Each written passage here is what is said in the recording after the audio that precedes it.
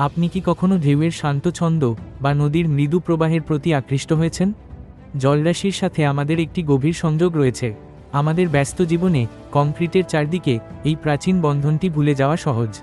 আমরা চাপ অনুভব করি, বিচ্ছিন্ন বোধ করি, আমাদের আত্মা প্রায়শই শুকনো জমির মতো শুষ্ক থাকে। সারাকে কল্পনা করুন, একজন শহরবাসী, সময়সীমা এবং কোলাহলে আচ্ছন্ন। তিনি ক্রমাগত ক্লান্ত বোধ করতেন।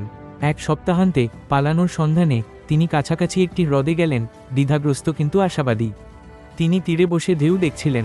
ঠান্ডা বাতাস, মৃদু ছলাৎ ছলাৎ শব্দ তার উদ্বিগ্ন মনকে শান্ত করতে শুরু করে। তিনি সেখানে ঘন্টার পর ঘন্টা কাটিয়েছিলেন, হালকা অনুভব করতে শুরু করেছিলেন। প্রতিটি পরিদর্শনে সারা একটি অসাধারণ পরিবর্তন লক্ষ্য করলেন। তার চাপ দূর হয়ে গেল, তার জায়গায় চিন্তার স্পষ্টতা এবং নতুন শক্তি ফিরে এল। জল কেবল দৃশ্য ছিল না, এটি ছিল থেরাপি। এটি তার আত্মাকে রিচার্জ করেছিল।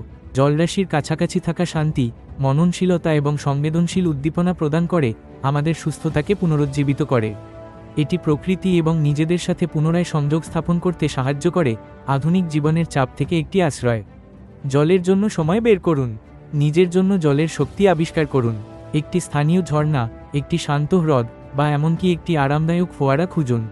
এর জাদু আপনার আত্মাকে রূপান্তরিত করুক। আরও অনুপ্রেরণা এবং সুস্থতার গল্পের জন্য বেঙ্গলি রেপো সাবস্ক্রাইব করুন।